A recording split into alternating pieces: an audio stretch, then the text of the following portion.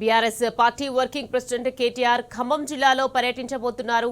ఇక జిల్లాలో నూతనంగా ఎన్నికైన బీఆర్ఎస్ సర్పంచ్లు, ఉప సర్పంచ్లు సన్మాన కార్యక్రమంలో కేటీఆర్ పాల్గొంటారు. ఇక ఖమ్మం నగరంలో ఏర్పాటు చేసిన సభలో కార్యకర్తలు, నాయకులకు దిశానిర్దేశం చేస్తారు. కేటీఆర్ రాక సందర్భంగా ఖమ్మం నగరం గులాబీమయమైంది. ఇక భారీ కార్యకర్తల అభివాదంతో 2000 బైక్లతో స్వాగతం పలకనున్నారు. ర్యాలీగా జిల్లా పార్టీ కార్యాలయం వరకు చేరుకునేందుకు ఏర్పాట్లు చేశారు. ఖమ్మం జిల్లాలోని 5 నియోజకవర్గాల్లో విజయం సాధించిన బీఆర్ఎస్ సర్పంచ్లు, ఉప సర్పంచ్లు ఈ కార్యక్రమంలో పాల్గొంటారు. ఓవైపు మున్సిపల్ ఎన్నికలు సమీపిస్తున్న వేళ కేటీఆర్ రాక ప్రాధాన్యత సంతరించుకుంది.